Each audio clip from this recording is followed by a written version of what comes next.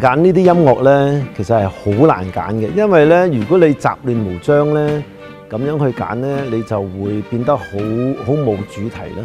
咁我根據翻電影通常最多嘅主題咧，就係浪漫同埋英雄。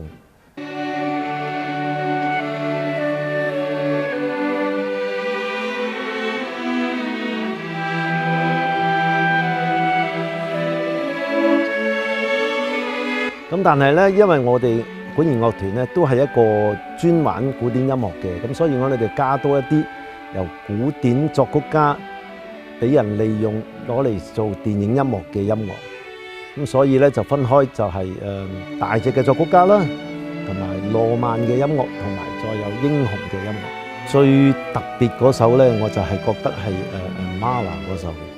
嗰套戲咧，我細個時候咧已經睇咗嘅，但係睇唔明嘅。咁依家越嚟越大嘅時候咧，我就成日去嘗試再睇翻呢套戲咧，就覺得呢套戲嘅深度其實係好嘅。同埋咧，我揀呢啲音樂咧，多數都係真係喺電影裏邊嘅古典嘅作品。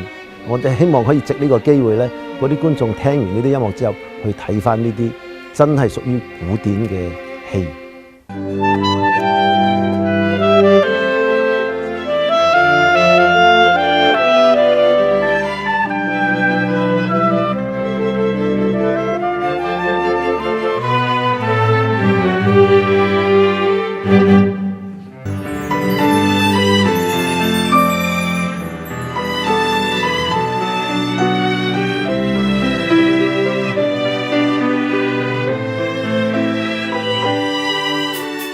其實10週年咧就真係過得好快嘅。咁喺呢個藝術節裏邊咧，對我哋管弦樂團有咩好處咧？就係 SDS 咧就成日都揾啲獨奏家嘅。